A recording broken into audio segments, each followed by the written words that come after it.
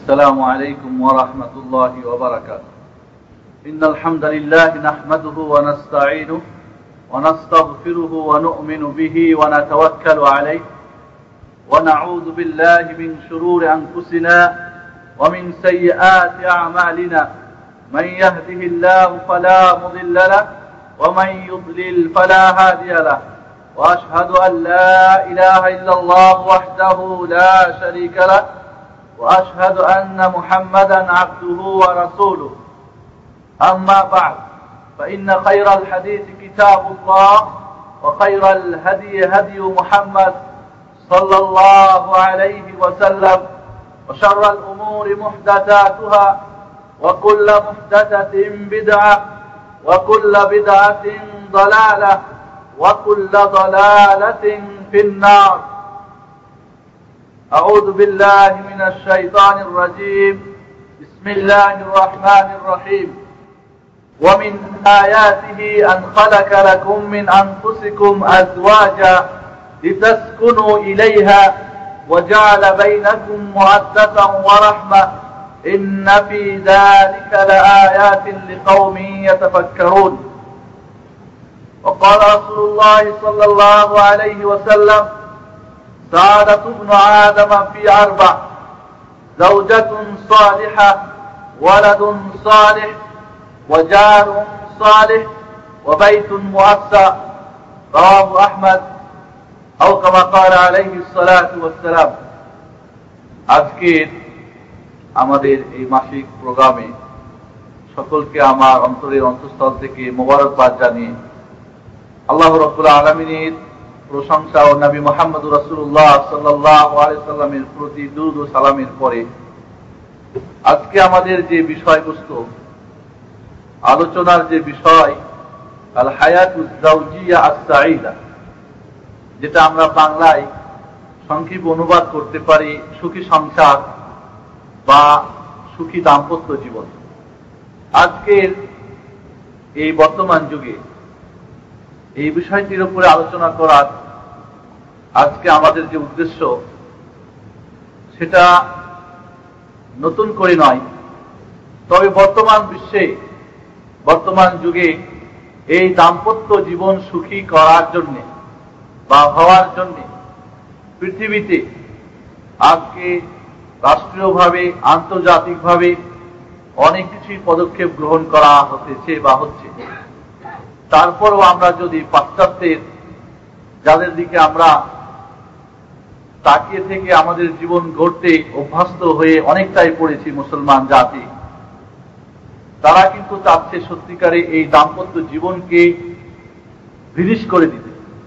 দাম্পত্য জীবন বলে কোনো জিনিস থাকবে এই পৃথিবীতে, আর বিশেষ করে কোরআন হাদিসের আলোকে এটাকে নষ্ট করে দেওয়ার জন্য বিভিন্ন ধরনের সংগঠনের পক্ষ থেকে রাষ্ট্রীয়ভাবে আপনার বিভিন্ন সংগঠনের পক্ষ থেকে এর বিরুদ্ধে বিভিন্ন ধরনের প্রোগ্রাম আজকাল আমরা দেখতে পাচ্ছি। বন্ধুগণ, সত্যি যদি আজকে পাশ্চাত্যের দিকে আমরা দিকে দেখি, তাহলে তাদের দাম্পত্য জীবনটা যেন দুই প্রান্ত থেকে দুইজন মানুষ একটি হোটেলের কক্ষে ভাড়া নিয়ে উঠেছে, আপোষের মধ্যে নিজেদের ব্যক্তিগত কাজে এসেছেন, এখানে কিছু সম্পর্ক হয়ে গেল, আবার দুইজনের সম্পর্ক সময় শেষ, আপন আপন উদ্দেশ্যে আবার আপন আপন গন্তব্যস্থানে চলে গেল।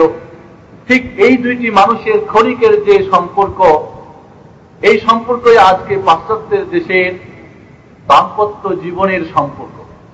বন্ধুগণ, আজকে পাশ্চাত্যের দেশগুলিতে আমরা যদি দৃষ্টি দিই তাহলে দেখতে পাই যে তাদের সম্পর্কটা যার জন্য একটা যৌন ক্ষুধা মিটাবের জন্য একটা সম্পর্ক, যেটা আমাদের কোরআন এবং হাদিসের ইসলামের সম্পূর্ণ ভিন্নতা।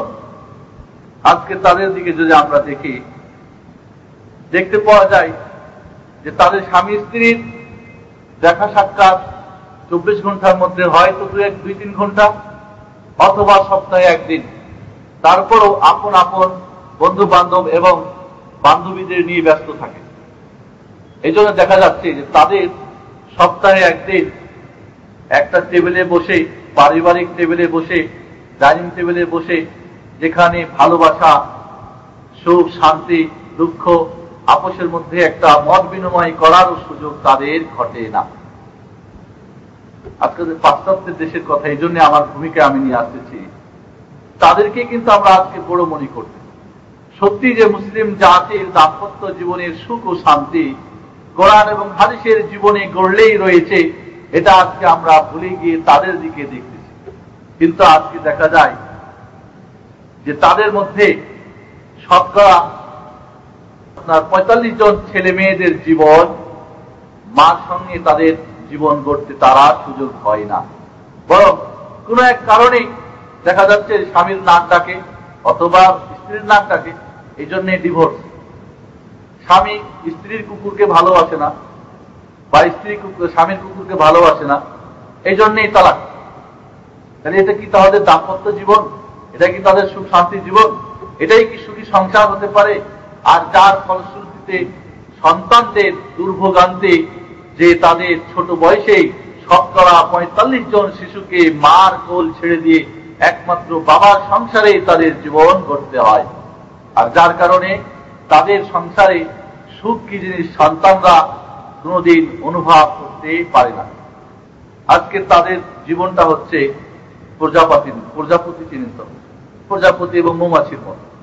প্রজাপতি এবং মৌমাছি যেমন যে কোনো ফুলে ইচ্ছা করলে গিয়ে সেখানকার মধু পান করে, আহরণ করে, তাই তাদের ছেলে এবং মেয়েদের দাম্পত্য জীবন হচ্ছে যতই বৈবাহিক সূত্রে তারা এক জায়গায় হোক না কেন, কিন্তু তারা যেন মৌমাছি যে কোনো ফুলে বসে তারা মধু আহরণ করতে পারে, স্ত্রীও করতে পারে, স্বামীও করতে পারে।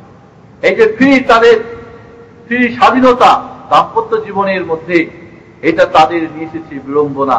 তাদের জীবনে অশান্তির দাবানলে তারা দাও দাও করে চলছে। আর এই জন্যে আজকে আমাদের আলোচনার প্রয়োজন যে কি করে আমরা আমাদের দাম্পত্য জীবনকে কোরআন এবং হাদিসের আলোকে গড়তে পারলে সত্যি আমাদের সুখী দাম্পত্য জীবন হবে এবং আমাদের জীবন সুখী সংসারে পরিণত হবে। এই জন্য আল্লাহ রাব্বুল আলামিন কোরআন মাজিদের মধ্যে ইরশাদ করছেন যে ইয়া আইয়ুহান নাসু তাকু রাব্বাকুমুল্লাযী খালাকাকুম মিন নাফসিন ওয়াহিদা ওয়া খালাকা মিনহা যাওজাহা ওয়া বাত্তা মিনহুমা রিজালান কাসীরা ওয়া নিসাআ ওয়াত্তাকুল্লাহা আল্লাযী তাসাআলুনা বিহি ওয়াল আরহাম ইন্নাল্লাহা কানা আলাইকুম রাকীবা। আল্লাহ রাব্বুল আলামিন এই পৃথিবীতে মানুষকে প্রেরণ করে একজন পুরুষ এবং একজন মহিলার মাধ্যমে, একজন নর এবং নারীর মাধ্যমে এই পৃথিবীর জন্ম বিস্তার লাভ করেছেন হযরত আদম আলাইহিস সালাতু ওয়াস সালাম এবং হাওয়া আলাইহিস সালাতু ওয়াস সালামের মাধ্যমে। এবং কিয়ামত পর্যন্ত এই দুই শ্রেণীর নারী এবং পুরুষের মাধ্যমে সম্পর্ক গড়ে এই পৃথিবীর সুখ এবং শান্তির মাধ্যমে পরিবার জীবন, পারিবারিক জীবন গড়ে এর মাধ্যমে সুখ শান্তির সমাজ এবং শেষ পর্যায়ে রাষ্ট্র এবং আন্তর্জাতিক পর্যায়ে শান্তির আপনার সার্বিকভাবে শান্তি বিস্তারের একটা ব্যবস্থা করেছেন। বন্ধুগণ, শুধুমাত্র পুরুষ শুধু থাকলেই সেখানে শান্তি থাকে না, আবার মেয়ে মানুষ থাকলে শান্তি থাকে না, বরং আল্লাহ রাব্বুল আলামিন তিনি ব্যবস্থা করেছেন যে একজন পুরুষ এবং একজন মহিলার মাধ্যমে দুজনের সম্পর্ক, পবিত্র সম্পর্ক গড়ে উঠবে বিবাহের মাধ্যমে, এবং এর মাধ্যমে তাদের একে অপরের শান্তি।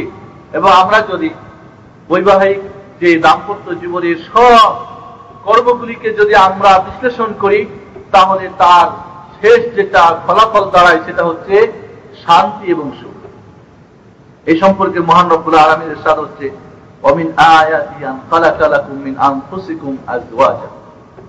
আল্লাহ রাব্বুল আলামিনের নিদর্শনের মধ্যে একটি নিদর্শন হচ্ছে যে তোমাদের মধ্য হতে তোমাদের সঙ্গিনী, তোমাদের সহধর্মীদেরকে কি করা হয়েছে? সৃষ্টি করা হয়েছে। হযরত আদম আলাইহিস সালাতু ওয়াস সালাম থেকে হাওয়া আলাইহিস সালাতু ওয়াস সালামের সৃষ্টি করা হয়েছে। কেন? লিতাসকুনু ইলাইহা, যাতে করে পুরুষরা স্ত্রীদের কাছে গিয়ে নরেরা নারীর কাছে গিয়ে তাদের সুখ শান্তিতে বসবাস করতে পারে, তাদের জীবনের সর্বপ্রকার অশান্তিকে দূর করতে পারে এবং অস্থিরতাকে দূর করে নিজের জীবনে স্থিরতা নিয়ে আসতে পারে। সেই জন্যই মহিলাদের সৃষ্টির উদ্দেশ্য। ওয়াজআলা বাইনাকুম মাওয়াদ্দাতাও ওয়া রাহমা, এবং স্বামী স্ত্রীর মধ্যে মহান রব্বুল আলামিন ভালোবাসা, প্রেম, প্রীতি এবং দয়া এবং মমতা সৃষ্টি করেছেন। আল্লাহু আকবার। আল্লাহ রাব্বুল আলামিন এরপরে বলছেন, ইন্না ফি যালিকা লাআয়াতিন লিকাওমিন ইয়াতাফাক্কারুন, নিশ্চয় এই নিদর্শনের মধ্যে মহান রব্বুল আলামিনের যে জাতি চিন্তা ফিকির করে, যারা গবেষণা করে, যারা বিবেকবান, যারা চিন্তা করতে পারে, চিন্তাশীলদের জন্য রয়েছে কি নিদর্শন, অনেকগুলি নিদর্শন রয়েছে। আল্লাহ রাব্বুল আলামিন এখানে আমাদের তাহলে লক্ষ্য করতে হবে যে দাম্পত্য জীবন সুখ এবং শান্তির জন্যই, এখানে অশান্তির জন্য না। তাহলে আমাদের এখানে আজকে আলোচনায় যেটা আসবে, কিভাবে আমরা এই দাম্পত্য জীবনকে এই সুখ শান্তি এবং ভালোবাসার মাধ্যমে গড়তে পারব। বন্ধুগণ, যে কোনো জিনিস আল্লাহ রাব্বুল আলামিন একটা নিয়মের মাধ্যমে করে থাকেন। হঠাৎ করে একজন যুবক একজন যুবতীর দাম্পত্য জীবনে পদার্পণ করলেই হঠাৎ করে শান্তি নেমে আসবে না, সুখ নেমে আসবে না, বরং এর জন্য কিছু করণীয় রয়েছে, কিছু বর্জনীয় রয়েছে। তাহলে আমরা আসি কিভাবে কি কাজ করলে, কি কাজ বর্জন করলে আমাদের দাম্পত্য জীবন সুখীময় হবে। বন্ধুগণ, এর আগে একটি আপনাদের হাদিসকে স্মরণ করিতে চাই। আল্লাহ রাসূল সাল্লাল্লাহু আলাইহি সাল্লাম বলছেন, সাআদাতু ইবনে আদম ফি আরবা, বনি আদমের কল্যাণময় জীবন চারটি জিনিসের মধ্যে। কয়টি? চারটি। প্রথমটি হচ্ছে যাওজাতুন সালিহা, নেককার সৎ রমণী, ওয়ালাদুন সালিহ, সৎ সন্তান 2, 3 নাম্বার জারুন সালিহ, সৎ প্রতিবেশী বা পড়োশী, ওয়া বাইতুন মুআসসা, অর্থাৎ বড় বা একটা চলাফেরার মতো স্বাভাবিক জীবন যাপন করার জন্য একটা বাড়ি, ছোট্ট পরিসরে হলেও যে বাড়িটার মধ্যে চলাফেরা, উঠা বসা সবকিছুর জন্য যথেষ্ট। আজকে আমরা একজন নর এবং একজন নারীর সম্পর্কের মাধ্যমে আমাদের বৈবাহিক সূত্র গড়ে উঠে, যে সংসার গড়ে ওঠে, সেটাই হচ্ছে দাম্পত্য জীবন। এবং এটাকে সুখী করার জন্য আমাদের কয়েকটি পদক্ষেপ গ্রহণ করতে হবে।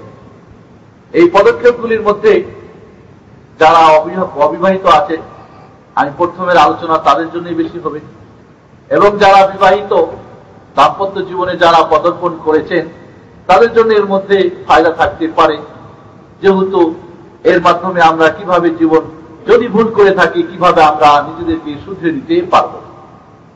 বন্ধুগণ, এটাকে আমরা 5টা স্তরে ভাগ করতে পারি। এই দাম্পত্য জীবন সুখী হওয়ার জন্য, শান্তিময় হওয়ার জন্য, মহব্বত এবং ভালোবাসার ভিত্তিতে এই জীবনকে গড়ার জন্য আমরা 5টা স্তর আমাদের পদক্ষেপ গ্রহণ করতে হবে। প্রথমটাই হচ্ছে আসাই ইলা বিনাইহা বিফকা শরিয়াতিল গাররা, অর্থাৎ কোরআন হাদিসের আলোকে শরিয়তের দৃষ্টিকোণ থেকে আপনার এই জীবন গড়া শুরু করতে হবে এবং চেষ্টা করতে হবে। আল্লাহ রাসূল সাল্লাল্লাহু আলাইহি সাল্লাম বলছেন, ইয়া মাশারাস শাবাব মান ইসতাতা'a মিনকুমুল বা'তা ফালইয়াতাযাওয়াজ ফাইন্নাহু আগাদ্দু লিল বাসার ওয়া আহসানু লিল ফারজ ওয়া মান লাম ইসতাতি ফা'আলাইহি বিস-সাওম ফাইন্নাহু লাহু বিজা, মুত্তাফাকুন আলাইহি।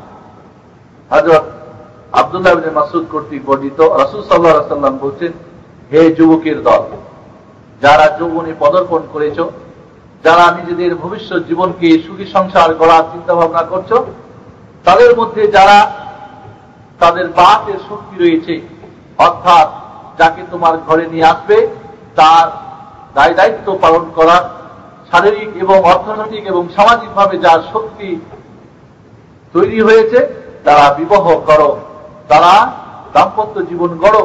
কারণ এর মাধ্যমে ফাইন্নাহু আগাদ্দু লিল বাসার, এর মাধ্যমে তোমার চক্ষু নিচু হবে এবং তোমার লজ্জাস্থানকে তোমরা হেফাজত করতে পারবে।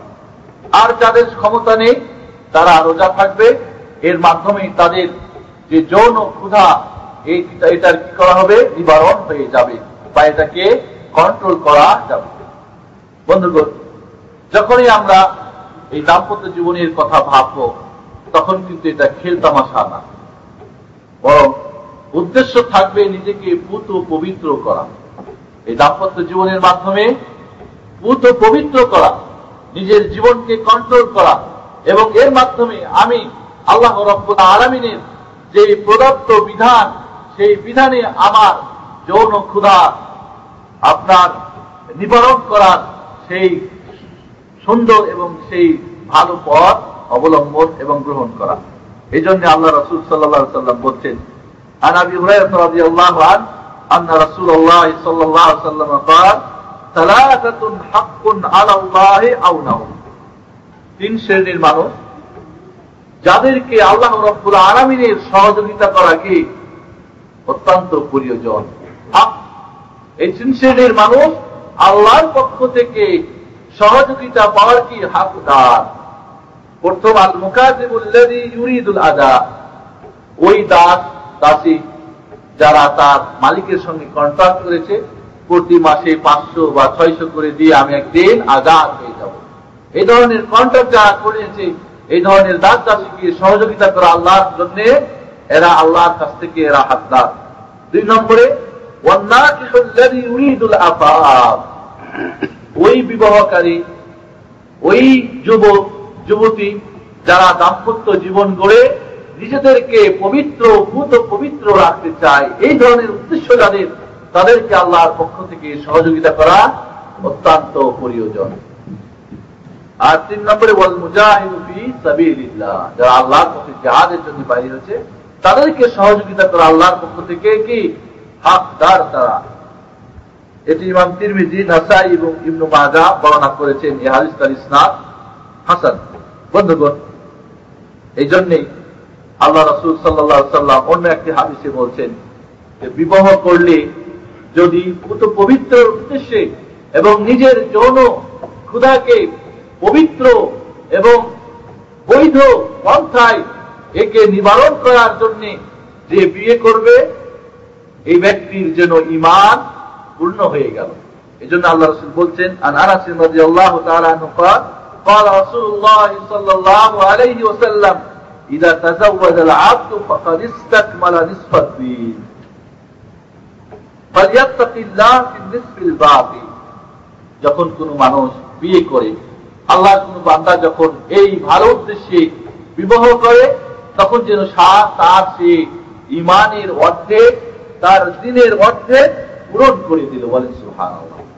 আর বাকি থাকো বাকি, আর অর্ধেক বাকি থাকলে এই বাকির মধ্যে অর্ধেকে আপনি এবার আল্লাহকে ভয় করেন, তাহলে যেন ভালো উদ্দেশ্যে বিবাহ অর্ধেক দিন পূরণ হয়ে যায়, আর বাকি অর্ধেক থাকে, বাকি আপনার এবার আপনাকে চেষ্টা করতে হবে। তাহলে এই যদি উদ্দেশ্য ভালো থাকে, তাহলে আমাদের ইনশাআল্লাহ এই দাম্পত্য জীবন সুখী হবে। আর যদি এই হয় যে মেয়েটা বড় সুন্দরী, বা এই বিয়ের মাধ্যমে কিছু টাকা পয়সা পাওয়া যাবে, বা এই বিয়ে না করলে অনেক অর্থের ক্ষতি হয়ে যাবে, বা এই বিয়ের মাধ্যমে কিছুদিন একটু ফুর্তি করে নেওয়া, আনন্দ করে নেওয়া, এই যদি উদ্দেশ্য থাকে, তাহলে দাম্পত্য জীবন সুখী হবে না। তার উদ্দেশ্য হতে হবে যে বিবাহ আমার জীবনকে পবিত্র পুত পবিত্র করা। এই যদি উদ্দেশ্য থাকে, তাহলে পরবর্তী দাম্পত্য জীবন সংসার সুখী হবে। বন্ধুগণ, এরপরে দ্বিতীয় যে পদক্ষেপ, এটা হল প্রথম পদক্ষেপ, অর্থাৎ নিয়তের ব্যাপারে যেন গন্ডগোল না থাকে, নিয়ত যেন সুন্দর থাকে এবং ভালো থাকে। 2 নম্বরে পদক্ষেপ গ্রহণ করতে হবে যদি আমরা সুখী সংসার করতে চাই, হুসনুল ইখতিয়ার মিনাল জানিবাইন। 2 পক্ষ থেকে বর এবং কনেকে আপনার নির্বাচনের ব্যাপারে ভালো পন্থা অবলম্বন করতে হবে, এবং এটা ইসলামের দৃষ্টিকোণ থেকে হবে। এটা যদি হয় পার্থিব জীবনের জন্য অনেক ডিমান্ড পাওয়া যাবে, চৌধুরী সাহেবের মেয়ে বড় সুন্দরী, বা এই বিয়ে করলে বড় চাকরি পাওয়া যাবে, বিদেশে আসা যাবে, এই ধরনের কোন উদ্দেশ্য না, বরং এই এখতিয়ারটা, এই চয়নটা বা এই আপনার নির্বাচনটা হতে হবে দিনের ভিত্তিতে, চরিত্রের ভিত্তিতে। এই জন্যই দুই পক্ষ থেকেই হতে হবে। অনেক সময় দেখা যায়, আমার এক বন্ধুর কথা আমি জানি, মাশাআল্লাহ মদিনা ইউনিভার্সিটিতে লেখাপড়া করে গিয়ে আর দিনের কথা না ভেবে মনে করেছিলেন যে আমি তাকে হেদায়েত করে দেবো, হেদায়েতের মালিক তো আল্লাহ। ওই ধরনের সুন্দর দেখে এক মেয়েকে বিয়ে করার পরে দেখা গেল যে সারা জীবনেই তার আর শান্তির যে কি সেটা আর খোঁজ করে সে এখন পর্যন্ত আমার জানা মতে পাই নাই।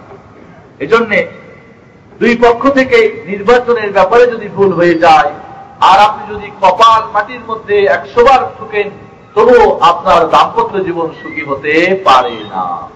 এজন্য আল্লাহ রাব্বুল আলামিন বলছেন, আল খাবিসাতু লিল খাবিসিন, যারা নোংরা, যারা খারাপ খারাপদের জন্য, খারাপ মহিলারা খারাপ পুরুষের জন্য, ওয়াল খাবিসুনা লিল খাবিসাত, আর খারাপ পুরুষরা খারাপ মহিলাদের জন্য, ওয়াত তাইয়িবাতু লিত তাইয়িবিন, ভালো মহিলারা, পবিত্র মহিলারা কি ভালো পুরুষের জন্য, ওয়াত তাইয়িবুনা লিত তাইয়িবাত, এবং ভালো পুরুষরা ভালো মহিলাদের জন্য, ভালো পুরুষ ভালো মহিলার জন্য, ভালো মহিলা ভালো পুরুষের জন্য, খারাপ মহিলা খারাপ পুরুষের জন্য, খারাপ পুরুষ খারাপ মহিলার জন্য। তাহলে আপনি যদি ভালো হন, ভালোই নির্বাচন করতে হবে।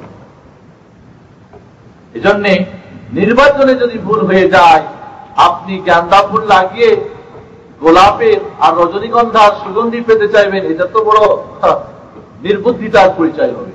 এজন্য গোলাপ ফুল নির্বাচন করতে হবে আপনাকে, তার মধ্যে গোলাপের সেই সুগন্ধি রয়েছে, কোন রমণীর মধ্যে আপনার সেই গোলাপের চরিত্র রয়েছে, এটাকে আপনাকে খোঁজ করে নিতে হবে। এই জন্যই আল্লাহ রাসূল সাল্লাল্লাহু আলাইহি সাল্লাম বলছেন, তুনকাহুল মারআতু লিআরবা, মানুষ বিয়ে করে বা মেয়েদেরকে বিয়ে করা হয়, মহিলাদেরকে 4টা গুণ দেখে। কয়টা? 4টা। লিমা আলিহা, অর্থ সম্পদ কেমন আছে, বিদেশ পাঠাতে পারবে কিনা শ্বশুর বাবাজি, ডিমান্ড একটা গাড়ি হবে কিনা, রঙিন ফ্রিজ, রঙিন টিভি আর ফ্রিজ হবে কিনা ঘরের মধ্যে। ওয়ালি হাসাবিহা, বংশ দেখা হয়, চৌধুরীর মেয়ে কিনা, আর অমুক বংশের মেয়ে হলেই হয়, আর কিছু দেখা দেখেই নেই। ওয়ালি জামালিহা, 3 নম্বরে সৌন্দর্য দেখে মানুষ বিয়ে করে। কি দেখে? সৌন্দর্য দেখে, মেয়ে সুন্দরী কিনা, এই সৌন্দর্য কোথায় বিক্রি হয়ে গেছে, এই সৌন্দর্য কোথায় ধ্বংস হয়ে গেছে, এই সৌন্দর্য অন্যের কোন পুরুষের মনের মধ্যে আশ্রয় গ্রহণ করেছে কিনা, এটা আর দেখা দেখি নাই। বরং সৌন্দর্য যেহেতু সুন্দরী, আর কিছু দেখা দেখি নাই, চোখ বুঝে বিসমিল্লাহ বিসমিল্লাহ। বুঝতে পেরেছেন? ওয়ালিদিনহা, 4 নম্বরে দেখা হয় সূরা ফাতিহা জানে কিনা, এদিকেই দিন মনে করি আমরা। মা পড়ো দেখি, সূরা ফাতিহা পড়তে পারো কিনা, কোরআন পড়তে পারে কিনা, এটুকুই যথেষ্ট। কোরআনের তাফসীর পড়েছে কিনা, ইসলামের কোন সাহিত্য চর্চা করে কিনা, দিন সম্পর্কে কিছু জানে কিনা, পর্দা কাকে বলে বুঝে কিনা, স্বামী কাকে বলে জানে কিনা, তার কি অধিকার, আল্লাহর কি হক, দিন সম্পর্কে কোন তার নলেজ আছে কিনা, চরিত্র ভালো কিনা, এর আগে কয়বার প্রেম হয়েছে না হয়েছে তার কোনো খবর নেই। এখানে মনে রাখতে হবে 4 নম্বরে যে জিনিসটি, সেটি হলো দিন এবং চরিত্র। অন্য বর্ণনায় আছে কি, আল্লাহ রাসূল বলছেন ওয়াল খুলুক, ওয়াল খুলুক। এই জন্য আল্লাহ রাসূল বলছেন ফালাইকা বিযাতিদ ওয়াল খুলুক তারিবাত ইয়ামিনুক, বা অন্য বর্ণনায় বলছেন ফাসফার বিযাতিদ তারিবাত ইয়াদুক। বুখারী মুসলিমের হাদিস। আল্লাহ রাসূল সাল্লাল্লাহু আলাইহি ওয়াসাল্লাম বলছেন যে 4টি দেখে বিয়ে করা হয়, সুন্দর মাল দেখে, অর্থ দেখে, সম্পদ দেখে, বংশ বুনিয়াদ দেখে, সৌন্দর্য দেখে, আর দেখা হয় দিন দেখে। তুমি যদি কল্যাণকর জীবন করতে চাও, তুমি যদি সুখী সংসার করতে চাও, তোমার দাম্পত্য যদি সুখ এবং শান্তির ভিত্তিতে করতে চাও, তোমার সারা জীবন যদি তুমি সুখে, যদি তুমি কি খাও দোল্লা খেতে চাও, তাহলে তোমাকে ধর্মকে প্রাধান্য দিতে হবে, চরিত্রকে প্রাধান্য দিতে হবে। যেখানে চরিত্র রয়েছে, যেখানে দিনদারি রয়েছে, এটাকেই তোমাকে প্রাধান্য দিতে হবে, তাহলে তোমার জীবন সৌন্দর্য হবে। এই জন্যই সুন্দর রমণী সম্পর্কে আল্লাহ রাসূল বলছেন, আদ-দুনিয়া কুল্লুহা মাতা। এই পৃথিবীর যত কিছু রয়েছে, ছোট থেকে ছোট আর বড় তো যতই বড় হোক, বনি আদম তোমার শান্তির জন্য, সুখের জন্য, তোমার উপকৃত মাতা বলা হয় যেটা বিনামূল্যে পাওয়া যায়। কিসে? বিনামূল্যে। একদম সৎ রমণী এটা মূল্য দিয়ে ক্রয় করা যায় না। আর মাল বলা হয় যেটা মূল্যের বিনিময়ে পাওয়া যায়। আল্লাহ রাব্বুল আলামিন এখানে কি বলছেন? মাতা। এই দুনিয়াটা অনেক কিছু হয়েছে, যার সব অনেক, তুমি যেটাকে তুমি থেকে উপকৃত হতে পারো, কিন্তু এই পৃথিবীর বুকে সবচাইতে যার মাধ্যমে তুমি বেশি উপকৃত হতে পারবে, যার মাধ্যমে বেশি শান্তি প্রশান্তি, যার মাধ্যমে দয়া ভালোবাসা সুখ এবং শান্তির বাড়ি নিবিড় তুমি গড়তে পারবে, সেটা হচ্ছে আল মারআতুস সালিহা, নেককার পুত পবিত্র মহিলা, যার চরিত্রের মধ্যে কোনো প্রকার কি নাই? কলঙ্কারী নেই, যার চরিত্রের মধ্যে কোনো প্রকার কালো দাগ নেই। এমন যদি মহিলা নির্বাচন করতে পারো, এমন যদি তোমার রমণীকে নির্বাচন করতে পারো, তাহলে তুমি সব দুনিয়ার শান্তি খান থেকেই তুমি ভোগ করতে পারবে। দুনিয়ার সবকিছু একদিকে, আর এইখান থেকে তুমি তোমার সৎ এবং ভালো মহিলা নারী থেকে তোমার জীবনের সর্বপ্রকার শান্তি এবং উপকার তুমি বয়ে আনতে পারবে। এই জন্যে আল্লাহ রাসূল সাল্লাল্লাহু আলাইহি ওয়াসাল্লাম অন্য এক হাদিসে বলছেন, জাওজাতুল মুমিনা তুঈনু আহাদাকুম আলা আমরিল আখিরাহ। একজন মুমিনা মহিলা, তোমার স্ত্রী, আখিরাতের সর্বকাজে তোমাকে সহযোগিতা করতে পারবে। হযরত উমর ফারুক রাদিয়াল্লাহু তাআলা আনহু তার যোগ্য সন্তান আব্দুল্লাহ বিন উমরকে বললেন, আব্দুল্লাহ, তোমার এই স্ত্রীকে তালাক দিয়ে দাও। আব্দুল্লাহ বিন উমর বাবার এই অর্ডার ফলো করলেন না। হযরত উমর রাদিয়াল্লাহু তাআলা আনহু আল্লাহ রাসূলের কাছে, সুন্দরী জামাই বিদেশে চাকরি করে, আমেরিকায় প্রস্তাব এসেছে, এই জামার ক্যারেক্টার সম্পর্কে খবর নেই, মেয়ে তো আমেরিকা যেতে পারবে, বাস আর দেখা দেখি নেই, বরং ছেলের ব্যাপারেও দেখতে হবে। এই জন্য আল্লাহ রাসূল বলছেন, ইযা খাতাবা ইলাইকুম মান তারাদাউনা দীনা ওয়া খুলুকা ফাযাওবিজুহু ইল্লাম তাফআলুহু তাকুন ফিতনা ফিল আরদ ওয়া ফাসাদুন আরীদ। যদি তোমাদের কাছে এমন ছেলের প্রস্তাব আসে, যার চরিত্র, যার দিন থেকে, দিনের থেকে, ধর্মের দিক থেকে, খলুক চরিত্র দিক থেকে ভালো, তাহলে তার সঙ্গে বিয়ে দিয়ে দাও, তাহলে পৃথিবীর বুকে বিরাট বিপর্যয় সৃষ্টি হবে, বিরাট ফিতনা তৈরি হয়ে যাবে। অর্থাৎ যদি ভালো মেয়েকে এবার অসৎ এক ছেলের সঙ্গে বিয়ে দিয়ে দেন, কি হবে? অশান্তি হবে না? আমার জানা মতে, আমি জানি আমাদের পুরা বংশের মধ্যে সবচাইতে যে আমাদের চাচাতো বোনটি সুন্দরী বলা যেতে পারে, ঢাকা ইউনিভার্সিটিতে মাস্টার্স পাস করেছেন, ফার্স্ট ক্লাস। এক ছেলে ড্রাগনসে চাকরি করতেন, ছেলেও যোগ্য, চাকরি করে সরকারি বড়, সেখানেই বিয়ে দেওয়া হলো। তারপরে ছেলে মেয়ে উভয় চলে গেলেন কোথায়? আমেরিকায়, কোন একটা কোর্স কমপ্লিট করার জন্য। সেখানে গিয়ে ছেলের চরিত্র যেহেতু ভালো না, আমেরিকার ল্যাংটা পরিবেশে যা হওয়ার তাই হলো। প্রতিবাদ করতে গিয়ে, আমি সংক্ষেপে বলছি, প্রতিবাদ করতে গিয়ে চেন আছে না, এই চেন দিয়ে ওই সুন্দরী মেয়ের সমস্ত পিঠের মধ্যে আঘাত করে সমস্ত পিঠের মধ্যে রক্তে জর্জরিত করা হয়েছিল। যাই হোক, অনেকদিন পরে স্বেচ্ছায় সেই মেয়ে বা ওই বোনটি স্বামীকে তালাক দিয়ে বা খোলা করে নিয়ে অন্য জায়গায় আবার বিয়ে হয়েছে। দাম্পত্য জীবন এভাবে কতদিন কেটেছিল? 10টি বছর। আমি নিজে তার সঙ্গে সাক্ষাৎকার নিয়ে যেটুকু জানি, যে এই 10টি বছরে একটা দিনও সে শান্তি এবং সুখ কাকে বলে খোঁজ করে পায় না। এই জন্য বন্ধুগণ, ছেলের নির্বাচনের ব্যাপারেও আমাদের খেয়াল রাখতে হবে। ছেলে যেন অবশ্যই কি হয়? দিনদার এবং ধর্মভীরু, এবং তার চরিত্র যেন ভালো হয়। এই জন্যে এই বিষয়টা আর আমি আলোচনা না দীর্ঘায়িত করে এটুকুই বলবো যে আমাদেরকে কি করতে হবে? একজন সৎ রমণী নির্বাচন যদি করি, সৎ ছেলে যদি নির্বাচন করি, তাহলে দ্বিতীয় পদক্ষেপ ছিল আমাদের দাম্পত্য জীবন যদি সুখী করতে চাই, সুখী সংসার যদি গড়ার আমাদের আশা এবং আকাঙ্ক্ষা থাকে, তাহলে অবশ্যই ছেলে এবং মেয়েকে নির্বাচনের সময় দিন এবং চরিত্রের ভিত্তিতে নির্বাচন করতে হবে। অন্য কোনো দুনিয়ার জৌলুস, দুনিয়ার অর্থ সম্পদ বা সৌন্দর্যকে প্রাধান্য দেওয়া চলবে না। এরপর যে আর একটা হাদিস না বলে পারলাম না, বুখারী শরীফের হাদিস, আল্লাহ রাসূল সাল্লাল্লাহু আলাইহি ওয়াসাল্লাম সাহাবা ইকরামদেরকে নিয়ে বসেছিলেন। সুন্দর বেশ কাপড় চোপড়, চেহারা, শুরুতে সুন্দর একজন যুবক সেখান দিয়ে হেঁটে চলে গেল। আল্লাহ রাসূল বললেন, এই যুবকটা সম্পর্কে, সুন্দর মানুষটা সম্পর্কে তোমাদের মন্তব্য কি? বললেন, ইয়া রাসূলুল্লাহ, সে যদি প্রস্তাব দেয় বিবাহ, নিঃসন্দেহে তার সঙ্গে বিয়ে দিয়ে দিবে। সে যদি কোনো সুপারিশ করে, সুপারিশ গ্রহণ করা হবে। কোনো কথা যদি সে বলে, সবাই সেই কথা শ্রবণ করবে। আল্লাহ রাসূল চুপ হয়ে গেলেন। কিছুক্ষণ পরে আর একটা ফকির, একেবারে গরিব যুবক সেখান দিয়ে চলে গেল। আল্লাহ রাসূল বলেন, এই যুবকটি সম্পর্কে তোমাদের মন্তব্য কি?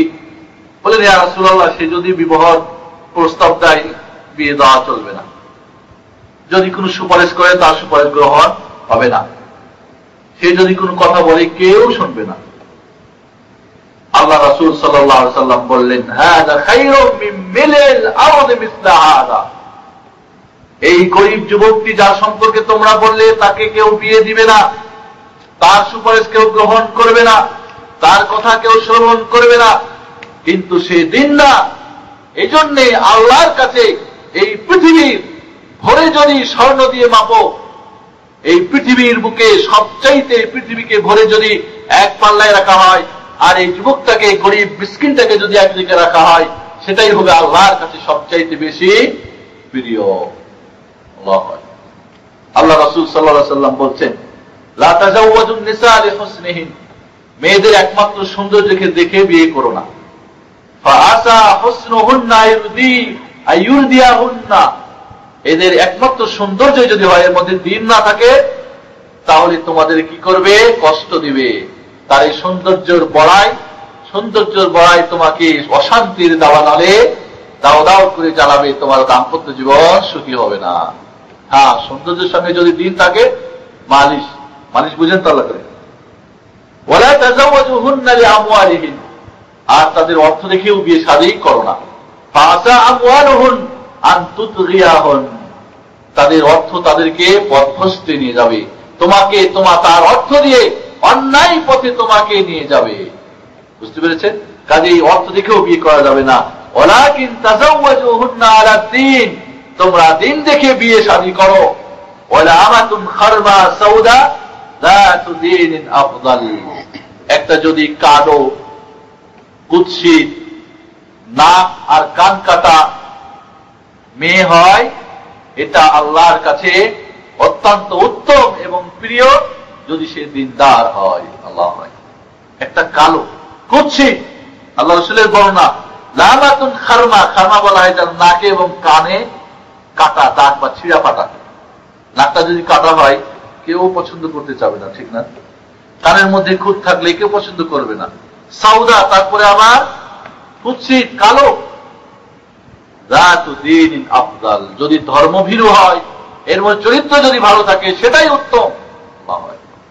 এই জন্য বন্ধুগণ, আমরা যদি, এই জন্য আল্লাহ বলছেন, ওয়াল আমাতু মুমিনাতুন খায়রুম মিন মুশরিকা, একজন মুমিন দাসী উত্তম একজন মুশরিক মহিলার চাইতে। যাই হোক, আমরা এখানে অবশ্যই নির্বাচনে দিনের ভিত্তিতে, ধর্মের ভিত্তিতে, চরিত্রের ভিত্তিতে যদি নির্বাচন করি, তাহলে ওই স্বামী স্ত্রীর জীবন কি হবে?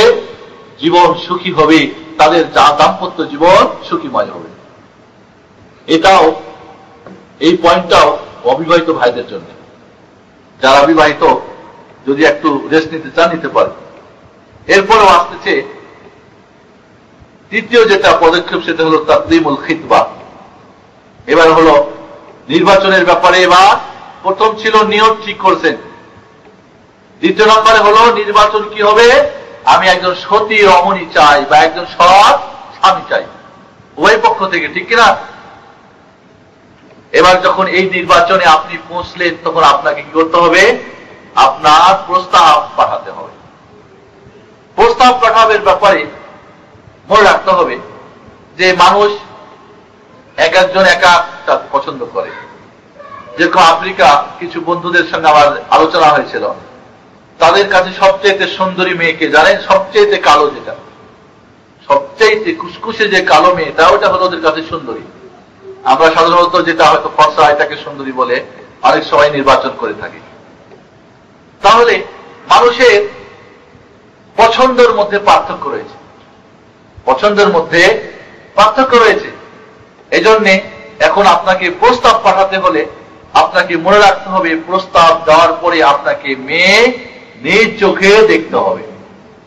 অনেক সময় কিন্তু এই আমাদের দেশে আমি দেখেছি দাম্পত্য জীবন অশান্তি হওয়ার মূলে একটি কারণ বাবা মা যেটা করবে সেটাই। আপনারা তো দেখছেন, ঠিক আছে, আমি আর কি দেখুন। এখানে কিন্তু দাম্পত্য জীবন অসুখী হওয়ার জন্য বড় কারণ আমাদের দেশে হয়ে দাঁড়ায়। এজন্য নিজে দেখতে হবে, মেয়ে নিজে নিজ চোখে দেখতে হবে। কারণ আল্লাহ রাসূল বলছেন, ইযা খাতাবা আহাদুকুমুল মারআ ফাইন ইসতাতা আন ইয়ানজুরা মিনহা মা ইয়াদউহু ইলা নিকাহিহা ফালইয়াফআল। যখন তোমরা কেউ প্রস্তাব পাঠাবে বিয়ের জন্য, তখন তোমরা মেয়েকে নিজ চোখে দেখার চেষ্টা করবে। যেটা দেখলে তোমার কি হবে? বিবাহের দিকে তোমার আকর্ষণ বেড়ে যাবে। এবং সত্যি যদি নিয়ত ভালো থাকে, ওই সময় নির্বাচনের সময় যদি দেখে, অবশ্যই তার চোখে কোনো একটা গুণ ভালো লাগবে, যেই ভালোর কারণে তার বাকি জীবন সুখীময় হবে। এই জন্য আল্লাহ রাসূল সাল্লাল্লাহু আলাইহি ওয়াসাল্লাম অন্য একটি হাদিসে বলছেন, হযরত মুগীরা বিন শাবা বলছেন যে ক্বালা খাতাবতু ইমরা ফাকালা রাসূলুল্লাহ সাল্লাল্লাহু আলাইহি ওয়াসাল্লাম হাল নাযারতা ইলাইহা। মুগীরা বিন শাবা রাদিয়াল্লাহু তাআলা আনহু বলছেন রাসূল সাল্লাল্লাহু আলাইহি ওয়াসাল্লামের কাছে, ইয়া রাসূলুল্লাহ, আমি বিবাহের প্রস্তাব পাঠিয়েছি একটি মেয়ের কাছে। আল্লাহ রাসূল বলেন, তুমি কি দেখেছো? ফাকুলতু লা, দেখি নাই। আল্লাহ রাসূল বললেন, ফানজুর ইলাইহা, সেই মেয়েকে তুমি দেখো। ফাইন্নাহু আহরা আন ইউদামা বাইনাকুমা, এই বিয়ের আগে যদি, আল্লাহ রাসূল বললেন, তুমি ওই মেয়েটিকে দেখো, দেখলে কি হবে? তোমাদের দাম্পত্য জীবন ক্ষণিকের জন্য হবে না, বরং দীর্ঘদিনের জন্য হবে, মহব্বত এবং প্রীতির সঙ্গে হবে। তাহলে এই সময় দেখে নেওয়াটা ভালো। আল্লাহ রাসূল সাল্লাল্লাহু আলাইহি সাল্লামের কাছে একজন মানুষ এসে বললেন, ইয়া রাসূলুল্লাহ, আমি একজন আনসারদের মেয়েকে বিয়ে করেছি। আল্লাহ রাসূল বললেন, তুমি কি দেখেছো? বলো না। আল্লাহ রাসূল বললেন, ফানজুর ইলাইহা ফাইন্না ফি আ'য়ুনিল আনসার শাইআ। আনসারদের মেয়ে, অর্থাৎ ওদের চোখগুলি কালো হতো না, কম। তারা বেশি ফর্সা, অনেক সময় দেখবেন চোখটা কি কালো না হয়ে অন্য একটু লাল লালচে লালচে রঙের হয়। এটা সৌন্দর্যের জন্য, সৌন্দর্যের কি হয়, এখানে সৌন্দর্যের কিছু কমে যায়। আল্লাহ রাসূল বললেন, তুমি দেখো নাই কেন? আনসারদের মেয়ের চোখে একটু ত্রুটি রয়েছে, এটা হতে পারে যে তোমার জীবন সুখী হবে না। তাহলে 3 নম্বর যেটা পদক্ষেপ আমাদের গ্রহণ করতে হবে, সেটা হলো নির্বাচন যখন হয়ে গেল, আমি সতী এবং চরিত্রের ভিত্তিতে এবার প্রস্তাব দিলে আপনাকে সচোখে নিজ চোখে আপনাকে দেখতে হবে। বাবার মার নির্বাচনের উপরে চলবে না। বাবা মা বুড়ি মানুষ গিয়েছে, আচ্ছা করে খাওয়াই দিয়েছে, বাস খাওয়ায়, বলে আর মেয়ে দেখতে হবে না। এই বাড়ির, যে বাড়ির খাওয়া দাওয়া এত ভালো, মেয়েকে আর খারাপ হতে পারে? বুঝতে পারেন নাই?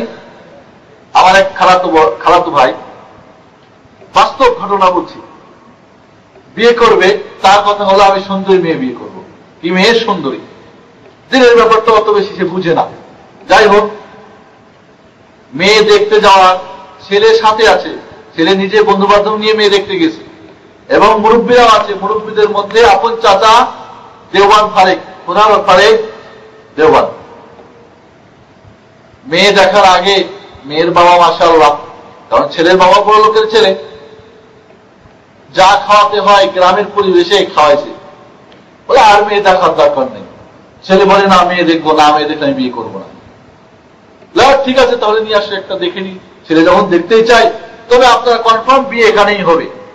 গার্জিয়ানে কথা হয়ে গেল কি বিয়ে হবে, ছেলে মেয়ে দেখার পরে পছন্দ না, বাড়িতে এসে বাবার ভয়ে কিছু বলতেও পারে না।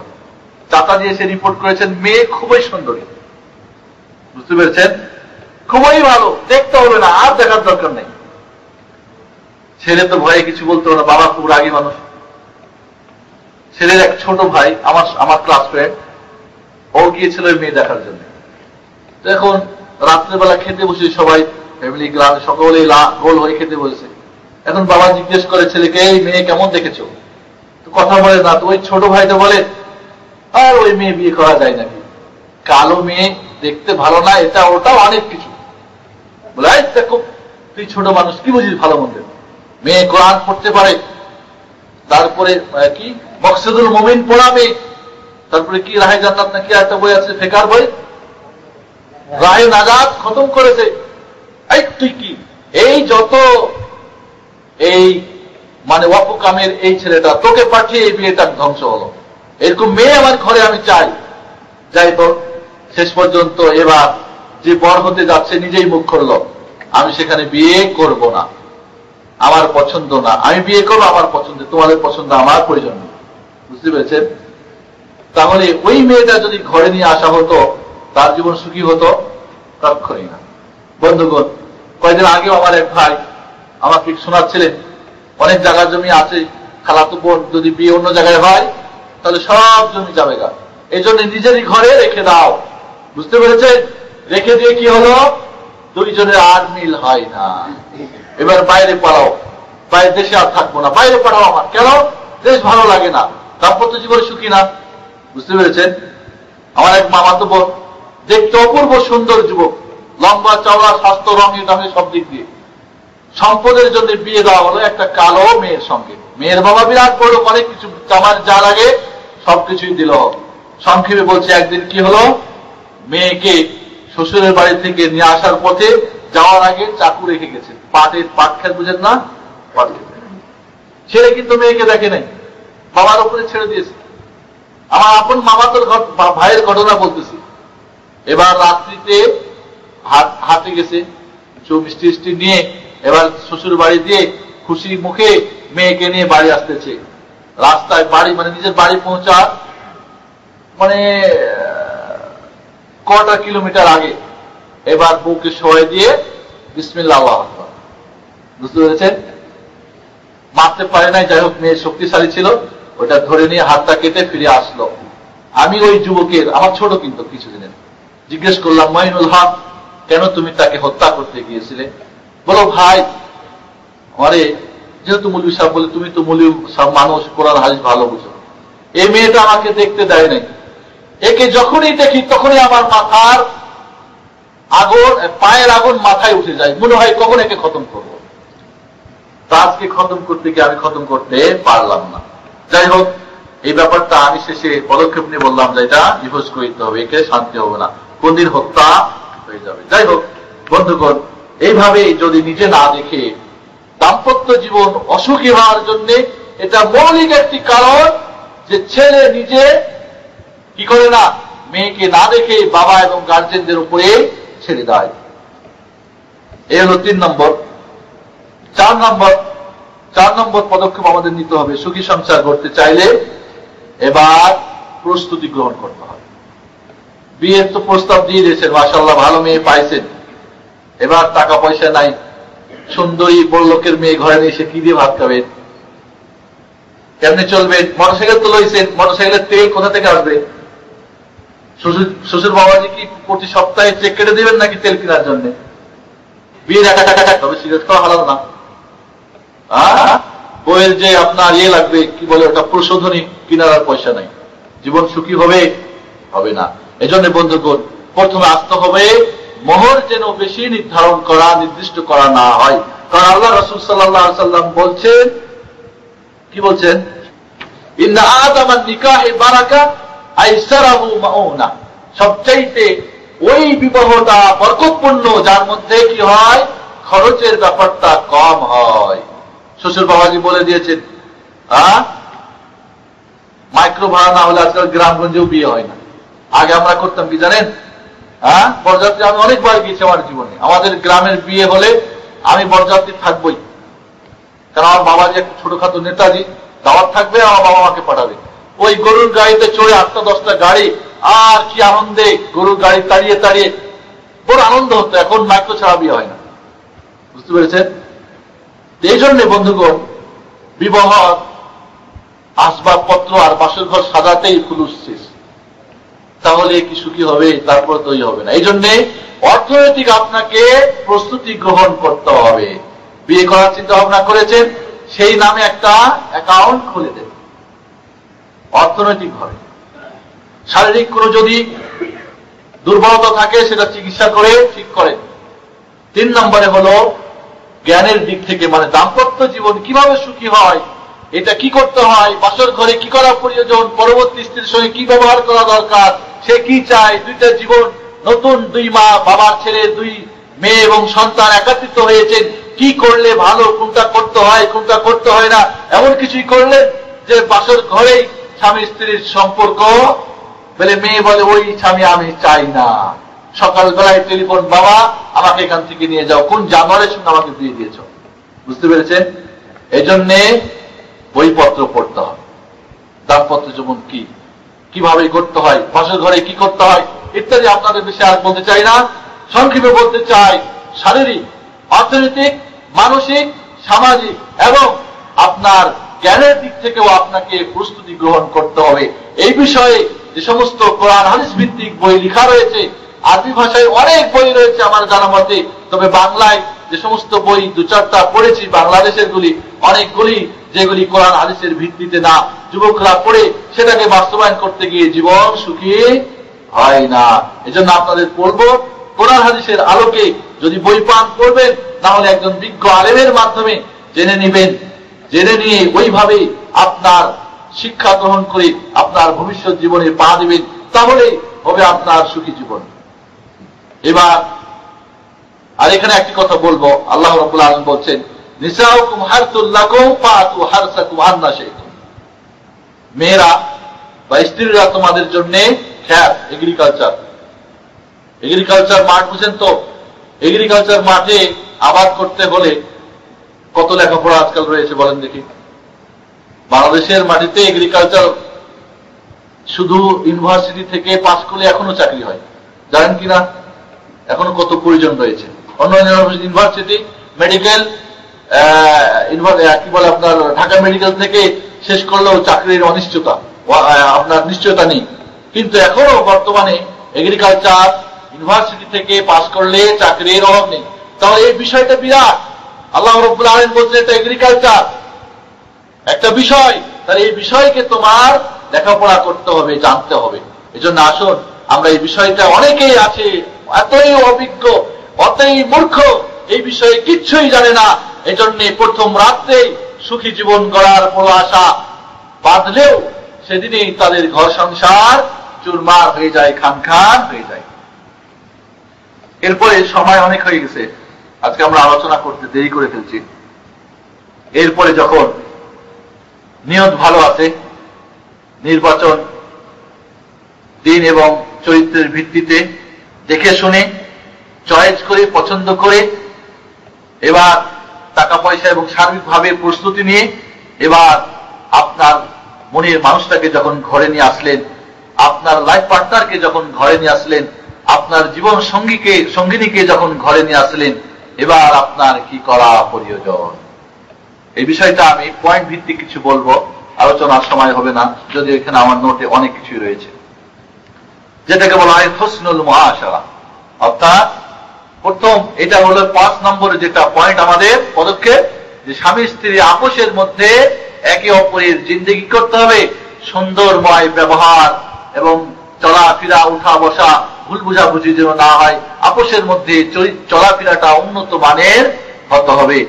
এবং এর আগে আপনাদের মনে রাখতে হবে যে মেয়ে জাতি টেরা হাড্ডি থেকে এদেরকে আল্লাহ রাব্বুল আলামিন তৈরি করেছেন। কি হাড্ডি থেকে? টেরা হাড্ডি থেকে। অর্থাৎ এদের চারিত্রিক ভাবে, এদের ন্যাচারালি ভাবে একটা টেরামো রয়েছে, এটা আপনাকে বিশ্বাস করতে হবে। আল্লাহ রাসূলের বাণী, যদি এটাকে তুমি সোজা করতে যাও একবারেই ভেঙে যাবে, আর ভেঙে যাওয়া মানে ডিভোর্স, তালাক। তবে এই বাঁকা নিয়ে যদি তুমি ইস্তাউসু বিন নিসাই খায়রা নসিহত করেন, বইপত্র দিন, বুঝান, রাগের সময় আপনি সবুর করেন ইত্যাদি পরবর্তীতে আলোচনা আসতেছে। তার অধিকার সম্পর্কে, তার হক সম্পর্কে সচেতন হন, তাহলে এটা অবস্থাতেই তাকে নিয়ে আপনার ঘর সংসার সুন্দর এবং সুখী হবে। আর যদি একেবারে বলেন না সোজা করে ছাড়ুন, না হলে তোরে আমি রাখুন না, তাহলে কিন্তু ভেঙে যাবে। আর ভেঙে যাওয়া মানে 1 তালাক 2 তালাক 3 তালাক, বাপের বাড়ি না। বুঝেন নাই? বুঝতে পেরেছেন? এই জন্যে আল্লাহ রাব্বুল আলামিনের ইরশাদ হচ্ছে ওয়াশিরুহুন্না বিল মারুফ, তোমরা মেয়েদের সঙ্গে কি করো? ভালো ব্যবহার করো, ভালো চরিত্র তাদের সঙ্গে ভালো কি করো? চলাফেরা এবং উঠা বসা সুন্দরময় করো, তাহলে তোমাদের জীবন কি হবে? সুখী হবে। আর একটা কথা মনে রাখতে হবে যে মেয়েরা বড় ফিতনা। কি বড় ফিতনা? আল্লাহ রাসূলের বাণী, মা তারাকতু বাদি ফিতনাতান আদাররু আলা রিজালি মিনান নিসা, আমার অবর্তমানে তোমাদের কাছে পুরুষদের জন্য সবচাইতে বড় ফিতনা, পরীক্ষার জিনিস কি? মহিলা জাতি, তোমার স্ত্রী, তোমার সহধর্মিণী, তোমার অর্ধাঙ্গিনী, এ বড় ফিতনা। তাহলে আপনাকে প্রথম কথা মনে রাখতে হবে বাঁকা। এই কথাটা ভুলে গেলে হবে না, এই মৌলিক কথাটা মনে রাখতে হবে। যখন আপনি সংসার শুরু করবেন বাঁকামো থাকবেই। 2 নম্বরে মনে রাখতে হবে এই স্ত্রী আপনার জন্য ফিতনা, পরীক্ষা, আপনাকে অকল্যাণের দিকে নিয়ে যেতে পারে, কল্যাণের দিকে নিয়ে যেতে পারে, এই কথাটাও ভুলে গেলে চলবে না।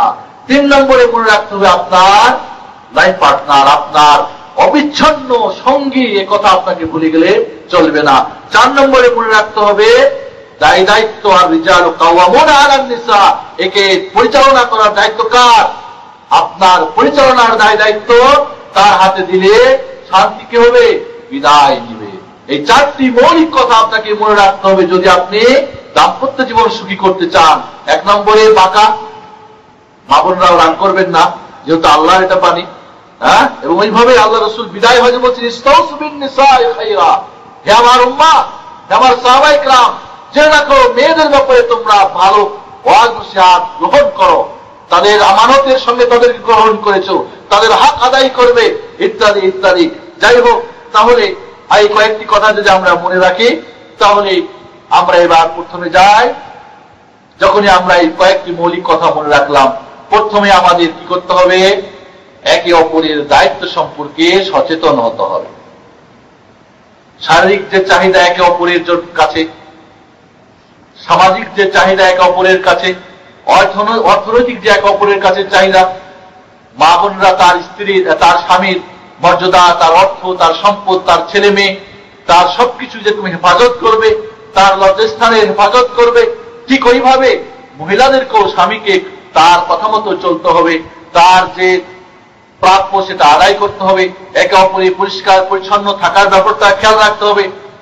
এমনও দেখা যায় ওই অফিস থেকে এসেছে ঘেমে ঘুমে, আর গোসল হাত না করে ঘাম নিয়েই স্বামীর স্ত্রীর ঘরে গিয়ে ঢুকলো, যে গন্ধে শয়তানও ভেঙে যায়। কি সুখী হবে?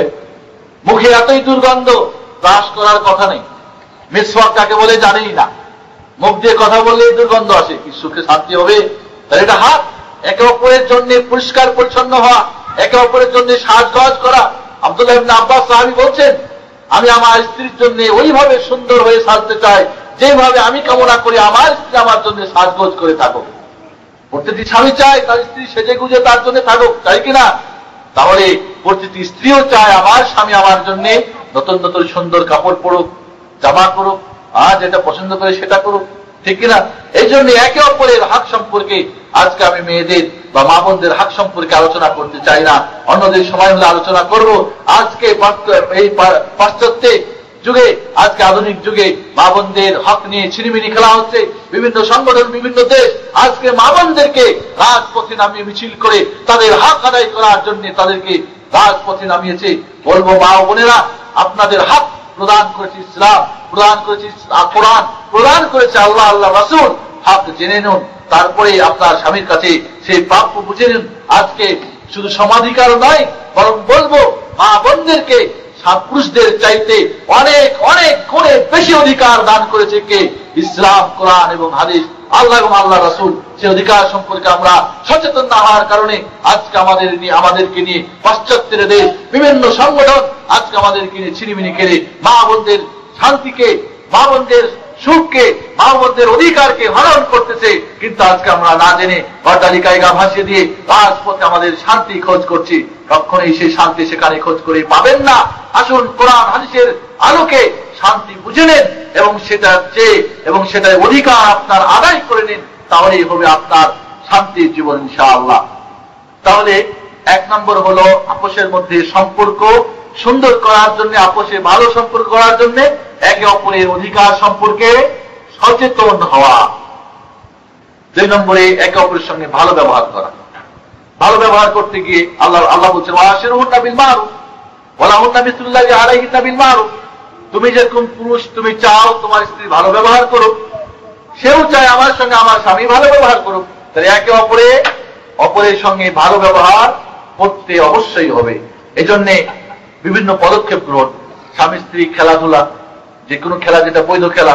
আল্লাহ রাসূল সাল্লাল্লাহু আলাইহি সাল্লাম মা আয়েশার সঙ্গে দৌড় প্রতিযোগিতা করেছিলেন। কিন্তু কি প্রতিযোগিতা? দৌড়। মা আয়েশা বলছেন যে আন্নাহা কানাত মা রাসূলিল্লাহ সাল্লাল্লাহু আলাইহি ওয়াসাল্লাম ফি সাফারিন ক্বালাত ফাসাবাকতুহু আলা রিজলাইয়া ফালাম্মা হামালতুল লাহমা সাবাকতুহু ফাসাবাকানি ক্বালা হাযিহি বিতিলকা সাবাকা। আল্লাহু আকবার। মা আয়েশা বলছেন যে যুদ্ধে আমরা গিয়েছিলাম, বাড়ির কথা না, বাইরে আল্লাহ রাসূলের সঙ্গে দৌড় প্রতিযোগিতা, পায়ে হেঁটে। তো আমি তখন শরীর আমার হালকা ছিল, আমি ফার্স্ট হয়েছিলাম, রাসূল আমার সঙ্গে দৌড়িয়ে পারে নাই। যখন আমি মোটো হয়ে গেলাম তখন আল্লাহ রাসূলের সঙ্গে আবারও দৌড় প্রতিযোগিতায় আমি হেরে গেলাম, রাসূল ফার্স্ট হয়ে গেলেন। আর আল্লাহ রাসূল বললেন, আয়েশা ওই যে আমাকে হারিয়েছিলে, আজকে সেটা প্রতিশোধ সমান হয়ে গেল। আল্লাহু আকবার, আল্লাহু আকবার। কিভাবে রাসূল সাল্লাল্লাহু আলাইহি ওয়াসাল্লাম আয়েশার সঙ্গে এই ধরনের খেলা করতেন, দৌড় প্রতিযোগিতা করতেন।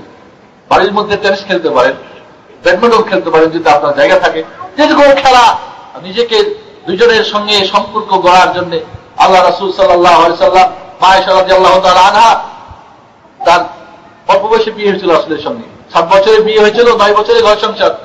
মা আয়েশা ওই যে এখনকার পুতুল নিয়ে খেলে না মেয়েরা, এ ধরনের পুতুল নিয়ে আর সঙ্গী সাথীদেরকে নিয়ে, বান্ধবীদেরকে নিয়ে খেলতে। একদিন আল্লাহ রাসূল এসে দেখে ওই বান্ধবীরা নিয়ে খেলতেছে, তো আল্লাহ রাসূলকে দেখে সবাই ভেগে যাচ্ছে। আল্লাহ রাসূল সকলকে বলে, দাঁড়াও, যাও আয়েশার সঙ্গে খেলো, তোমরা আয়েশার সঙ্গে খেলো। তাহলে শুধু নিজে খেলতেন না, বরং তার সমবয়সী সাথীদের দিয়ে খেলাতেন।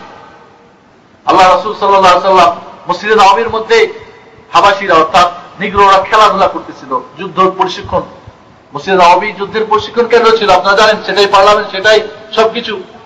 মা আয়েশা রাদিয়াল্লাহু আনহা বলছেন, যারা দিয়ে আল্লাহ রাসূল দেখতেছিলেন, এজন্য দেখেন আল্লাহ রাসূল সাল্লাল্লাহু আলাইহি ওয়াসাল্লাম মা আয়েশা রাদিয়াল্লাহু তাআলা আনহাকে বলছেন, ইন্না আ'লামু ইযা কুনতা আন্নী রাদিয়া ওয়া ইযা কুনতা আলাইয়া গাদাবি।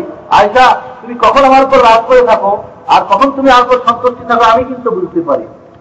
আয়েশা রাদিয়াল্লাহু আনহা বললেন, মিনাইনা তারিফু যালিকা ইয়া রাসূলুল্লাহ, কেমনে আপনি বুঝতে পারেন যে আমি কখন রাগ করে থাকি আর কখন আমি আপনার উপর সন্তুষ্টি থাকি? দেখেন কিভাবে খেয়াল করতেন, অবস্থার পর্যবেক্ষণ করতেন। আল্লাহ রাসূল বলেন, ইযা কুনতি আন্নী রাদিয়া ফাইন্নাকি তাকুলিনা লা রাব্বি মুহাম্মদ। আয়েশা, যখন তুমি আমার সন্তুষ্টি থাকো, যখন আমার খুশি থাকো, তখন তুমি বলো আল্লাহ মুহাম্মদের প্রভুর কসম, মুহাম্মদের রবের কসম। আর যখন তুমি আমার উপর রেগে থাকো, তখন তুমি বলো ইব্রাহিমের প্রভুর কসম, আমার নাম তুমি উল্লেখ করো না। হ্যাঁ, মা আয়েশা বলতেন সত্যি আপনি, আমি কখন রেগে থাকি আর কখন সুখে আপনার উপর সন্তোষ থাকে, আপনি ঠিক বলেছেন। শুধু আপনার নামটা আমার অন্তর, শুধু নামটা মুখে উল্লেখ করি না, কিন্তু এর মানে এই না যে আপনার ভালোবাসা আমার অন্তর থেকে আমি শূন্য করে দিই। আল্লাহ হয়। তাহলে স্বামী স্ত্রী একে অপরের কোন সময় রেগে থাকে, কোন সময় ভালো, কোন সময় মন্দ, এটা নিজেকে আজ করবে এবং এটাকে একে অপরের সঙ্গে থাকলেই বুঝতে পারবে।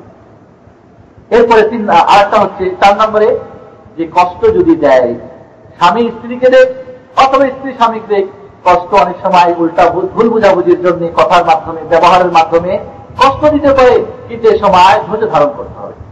হযরত উমর ফারুক রাদিয়াল্লাহু তাআলা আনহু কাছে তার আমলে এক মানুষ তার স্ত্রী সম্পর্কে অবজেকশন জানানোর জন্য এসেছেন। হযরত উমরের বাড়িতে দরজা খটখটায়, শুনতে পায় যে হযরত উমরের স্ত্রী হযরত উমরের উপরে ভারী রাগ, প্রচন্ড রাগ হয়েছে, শুনতে পাওয়া যায়নি কিনা দরজার কাছে, বললো হাই সর্বনাশ, হযরত উমারের পরে যদি তার স্ত্রী রাগ করার, উমার চুপ করে বসে আছে, কোনো সাউন্ড পাওয়া যাচ্ছে না, তা আমি কে? আমার হয়ে গেছে উত্তর, দরকার নেই, ঠিক আছে, মাঝে মধ্যে তুমি মেয়ে জাতি রাগ করে, এটাই স্বাভাবিক। তাহলে তোমার তাড়াতাড়ি দরজা খুলে বলে, কে তুমি, চলে যাচ্ছে কেন, শোনো। বলে ইয়া আমিরুল মুমিনিন, আমি উত্তর পেয়ে গেছি, যে জন্য এসেছিলাম, আমার উত্তর হয়েছিল। কি হয়েছে? বলে আমার স্ত্রী এরকম আমার উপরে রাগারাগি করে মাঝে মধ্যে, আমি অসহ্য হয়ে আপনার কাছে অবজেকশন জানানোর জন্য এসেছি। তা আপনার অবস্থা দেখেই বুঝলাম যে না, এরকম স্বাভাবিক নেই মানুষের। ওই যে আগে বললাম, বুঝতে পেরেছেন তো? বুঝতে পারেন নাই, সেই জন্যে চলে যাচ্ছি। বলে দেখো, তারা আমাদের পাঠশান করে, কাপড় চোপড় ধুয়ে দেয়, ছেলে মেয়ে লালন পালন করে, ইত্যাদি করে, অনেক কিছু কাজ করে। আমরা তো বাইরে ঘুরি, অনেক কিছু, এই একটা ছোট্ট পরিসরের মধ্যে থাকে, এদের মন ফ্রি করার জন্য বাইরে ঘুরতে পারে না, এজন্য এটা স্বাভাবিক, তোমাকে মেনে নিতে হবে। আল্লাহু আকবার। দেখেন হযরত উমারের নিশ্চুপ থাকা, স্ত্রী রাগ করেছে, ভালো কথা, চুপ হয়ে যান, ভালো অবস্থায় যখন হবে তখন বুঝিয়ে বলে, তুমি যে রাগটা করতেছিলে ভালো না, ঠিক না, এইভাবে বলা উচিত। এইভাবে যদি একে অপরের যদি সম্পর্কে আমরা কি করে থাকি, হযরত আয়েশা রাদিয়াল্লাহু, একটা হাদিস আপনাদের না শুনতে পারলাম না, আল্লাহ রাসূল বলছেন যে যদি তোমাদের কোনো একটা চরিত্র পেয়ে তোমরা দুঃখ হও, রাগ হয়ে যাও, রাগান্বিত হয়ে যাও কোন স্ত্রী থেকে, তোমার স্ত্রী থেকে, তো দেখা যাবে যে এরপরে আর একটা ব্যবহার করবে, যার ফলে তুমি খুশি হয়ে যাবে। তাই ওটাই ধরে আছে, কেন অপেক্ষা করো, যেই কারণে তুমি রাগ হয়ে গেছো, এমন একটা ব্যবহার তোমার সঙ্গে করবে যার ফলে আবার তুমি আনন্দ পেয়ে যাবে। ঠিক স্বামীর ব্যাপারেও তাই। এই জন্যে একটা যদি খারাপ ব্যবহার হয়, তার একটা তো ভালো হতে পারে। বিশেষ করে মনে রাখতে হবে এরপরে যেটা, যে একে অপরের সঙ্গে ভালো ব্যবহার এবং খুব নরম ব্যবহার, কর্কশ মেজাজের না। বাইরে যখন যাই মাশাআল্লাহ, বিলাই বুঝেন, বিড়াল, আর বাড়িতে ঢুকলে সিংহবাগ, বুঝতে পারেন নাই, এটা খারাজা। একটা হাদিসে আছে যে আমার স্বামী যখন বাইরে যায় তখন বিড়াল খেয়ে যায়, আর বাড়িতে যখন আসে তখন এখন সিংহবাগ, হাতে লাঠি, বুঝেন নাই, এমনটা হলে হবে না। এই জন্য আল্লাহ রাসূল বলছেন, ইন্না মিন আকমালিল মুমিনিনা ঈমানান আহসানুহুম খুলুকান ওয়া আলতাফুহুম বিআহলি। তোমাদের মধ্যে সবচেয়ে পাক্কা মুমিন ওই ব্যক্তি যার চরিত্র ভালো এবং ওয়া আলতাফুহুম বিআহলি, পরিবারের সঙ্গে, স্ত্রীর সঙ্গে, সহধর্মীর সঙ্গে অত্যন্ত নরম ব্যবহার করে, এখানে চড়াচড়ি করে না, মেজাজ দেখায় না। মেজাজ বাইরে দেখাও, পুরুষ মানুষের সাথে দেখাও, এই আমার বোনের সঙ্গে কেন এত মেজাজ, এই মেজাজ দেখা চলবে না। এই জন্য বন্ধুকে মনে রাখতে হবে, আপনি ভালো না মন্দ, এই সার্টিফিকেট কার কাছে? স্ত্রীর কাছে।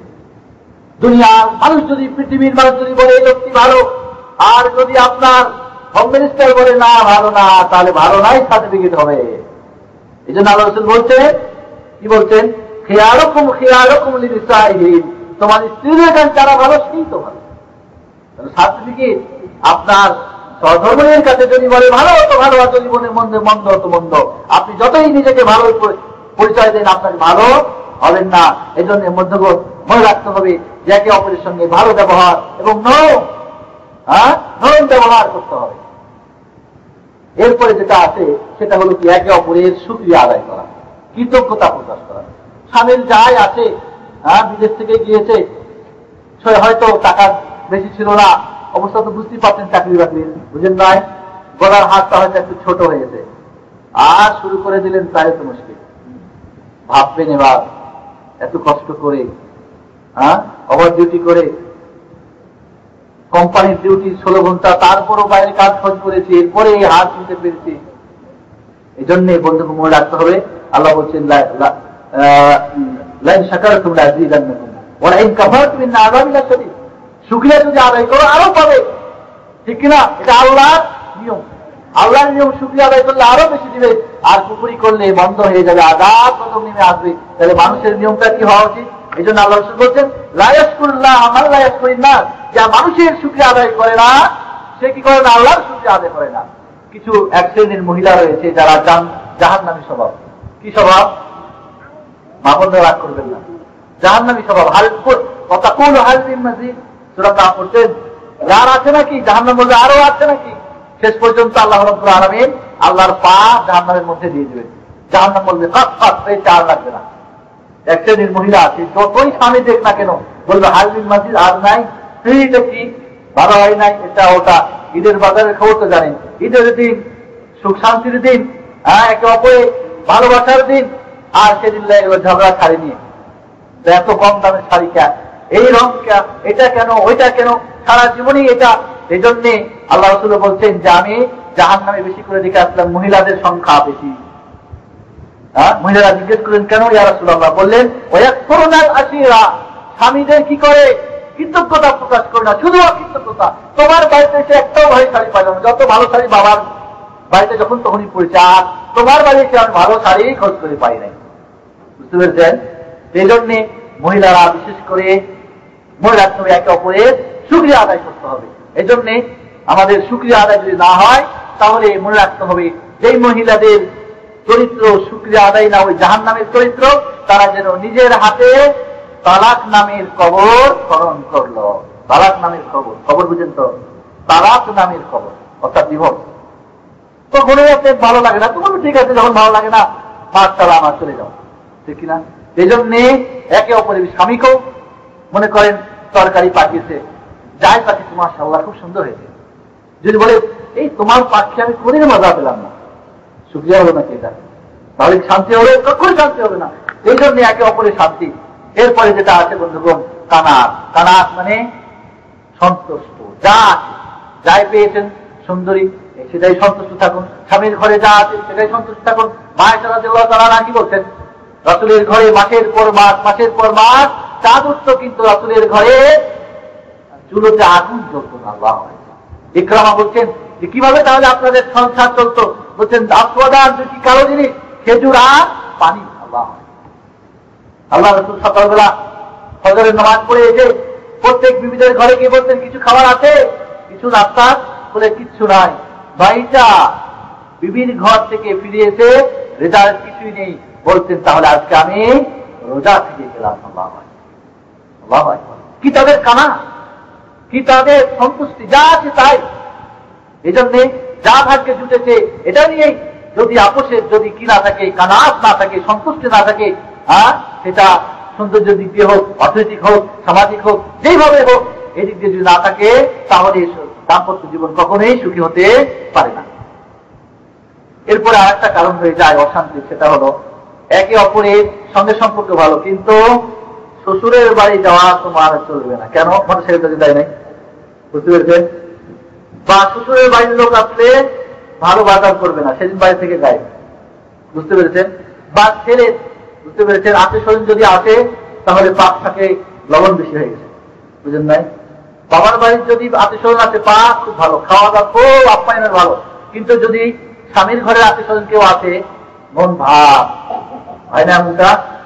এই জন্যে দুই ঘরে স্বামী এবং স্ত্রী উভয়ে আত্মীয় স্বজনের সঙ্গে উভয়ে একে অপরের সম্পর্ক ভালো রাখা এবং ব্যবহার ভালো করা। কারণ এর কারণেও কিন্তু অনেক সময় কি হয়ে যায়, আমার বোনটা আসলো আর তুমি একটা বড় ইলিশ মাছ কিনে আনলে না, এই লেগে গেল, সারা রাত চলতেছে, হয় না এমনটা? বলে আমার বোন এসেছিল, তুমি খাওয়া দাওয়া ভালো করে নাই, এই লাগলো, হয় না? এই জন্যে একে অপরে বা মার সঙ্গে ভালো ব্যবহার করে না, স্বামীর সঙ্গে অনেক সময় ভালো ব্যবহার করে না, এমন হয় না? হয় কিনা? শ্বশুরকে বলে আপনি আমার বাড়িতে খবরদার পা দেবেন না, রাগারাগি হয় কিনা?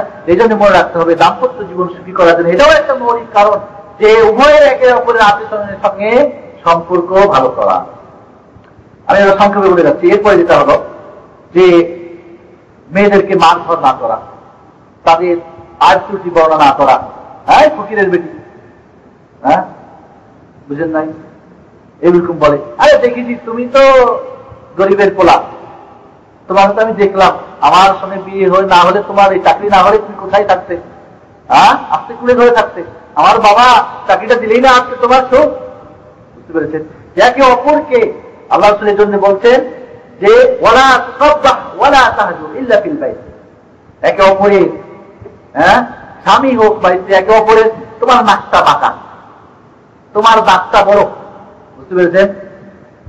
তোমার সৌন্দর্যটা বলেই ভালো না, আমি কত মেয়ে দেখলাম কিন্তু তোমার মতো খারাপ মেয়ে আর দেখিনি, বুঝতে পেরেছেন?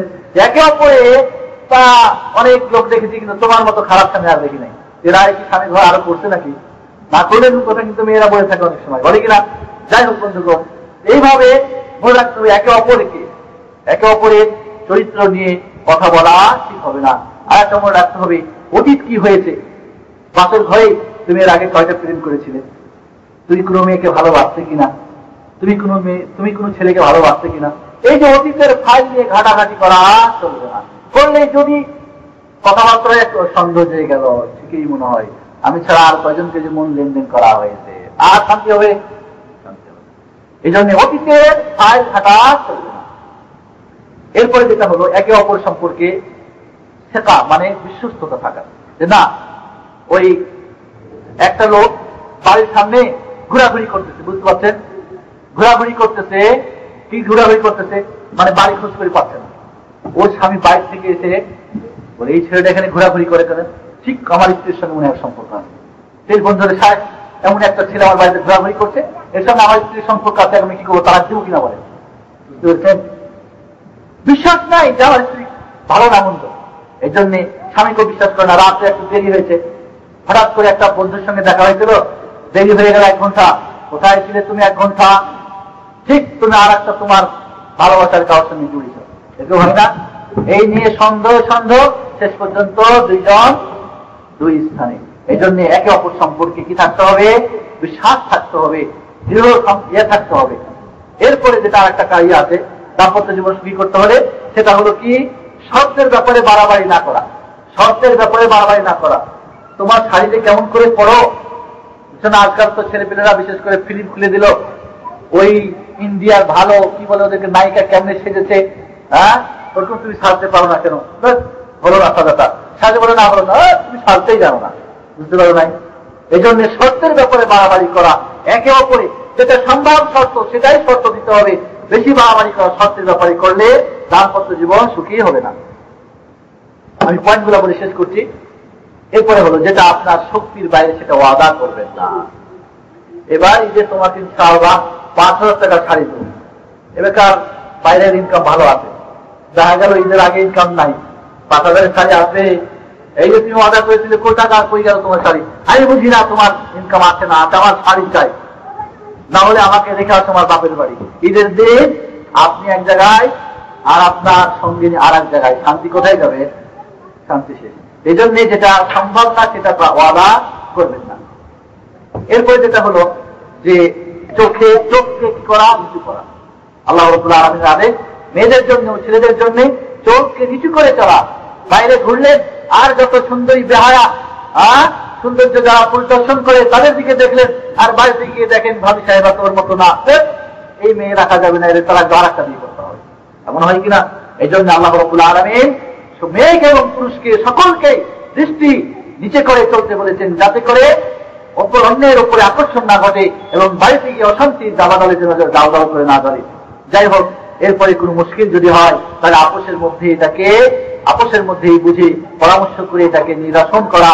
এটাকে টেলিফোন, তোমার মেয়ে কি মানুষ করেছে, এই ব্যবহার করেছে, আপনি টেলিফোন করলেন এর কাছে, আপোষের মধ্যে আত্মীয় স্বজন সবাই জেনে গেল, এবার যদি বসেন নিরসন হবে না। এই জন্য যে কোনো মুশকিল আপোষের মধ্যে নিরসন করার চেষ্টা করতে হবে। এরপরে অনেক সময় আদেশ না করে পরামর্শমূলক, আচ্ছা এই কাজটা এরকম করলে কেমন হয়, এই কাজটা এমন করলে কেমন হয়, অর্ডার না করে, তাহলে বুঝবে যে না আমার স্বামী আমাকে অর্ডার করছে না, বরং পরামর্শ চাচ্ছে। এভাবে যদি আমরা একে অপরে, বিশেষ করে মনে রাখতে হবে, শেষ যেটা আমাদের বাইরের আগে যেটা বলবো, যে আপোষের মধ্যে ভালোবাসার কথা প্রকাশ করো। সত্যি তোমাকে আমার ভালো লাগে, তোমার হাসিটা আমাকে ভালো লাগে, তোমার এই জিনিসটা আমাকে ভালো লাগে, তোমার খাওয়াটা আমার ভালো লাগে, তোমার চয়েসটা আমাকে ভালো লাগে, বুঝতে পেরেছেন? এভাবে আমি তোমাকে ভালোবাসি। একজন পুরুষ তার স্ত্রীকে নিয়ে পূর্ণিমার রাত্রিতে বাইরে হয়েছে, এবার বলছে তুমি কি জানো পূর্ণিমার চাঁদটা কেমন সুন্দর? বলে হ্যাঁ অবশ্যই জানি। বলে সত্যি আজকে পূর্ণিমার চাঁদের চাইতে তোমাকে আমাকে ভালো লাগে। যদিও এটা যদি মিথ্যাও বলে, তবু সে অন্তর থেকে আপনার সঙ্গে ভালোবাসা গড়ে উঠবে। এই কথা শুনে আর এক ভাই পূর্ণিমার রাত্রিতে তার বউকে নিয়ে গেছে বাইরে, বুঝতে পারছেন? এবার বলছে পূর্ণিমার চাঁদের সুন্দরটা কেমন দেখো তো। বলে আমি কি অন্ধ দেখি নাই? আমাকে তুমি অন্ধ পেয়েছো নাকি? অন্ধ বিয়ে করে যাচ্ছ নাকি? তার ওই বেচার আর বলার সুযোগ হলো না, পূর্ণিমার চাঁদের চাইতে আমার কাছে সুন্দর, বুঝতে পেরেছেন? এই জন্যে এই জিনিসগুলি খেয়াল রাখতে হবে। একে অপরের ভালোবাসা, এই জন্য আল্লাহ রাসূল বলছেন লাম তারা আনিল মুতাহাব্বাইন মিসলান নিকাহ, স্বামী স্ত্রীর মাধ্যমে যে মধ্যে যে ভালোবাসা, ভালোবাসা অন্যের মধ্যে পাওয়া কখনোই তুমি দেখতে পাবে না। এই জন্য আল্লাহ রাসূল সাল্লাল্লাহু আলাইহি ওয়াসাল্লাম মায়ের কাছে যেখানে মুখ দিয়ে পানি খেতেন ওইখানেই মুখ দিয়ে পানি খেতেন, মায়ের কাছে হাড়টাকে চুষে ফেলতেন, চুষতেন, ওই জায়গাটায় মুখে দিয়ে চুষতেন। এটা কি ভালোবাসার প্রমাণ করার কথা না? যেখানে মুখ দিয়ে পানি পড়ছে, মায়ের বলছে ওয়া না হায়, আমি মাসিক অবস্থায়, ঋতু অবস্থায় আমি যেখানে মুখ দিয়ে পানি পান করতাম গ্লাসটা রেখে দিলে আল্লাহ রাসূল ওই জায়গাটাই মুখ দিয়ে পানি পান করতেন। কেন?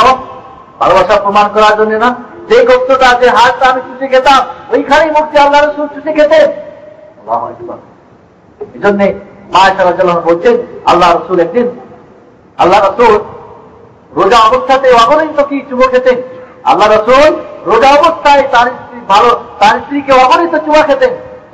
তাহলে যদি এমনই হয় যে বোন আমার এই বলে জীবনে চুমা কি জিনিস, কিস কাকে বলে আমি জানি না আমার স্বামীর কাছ থেকে।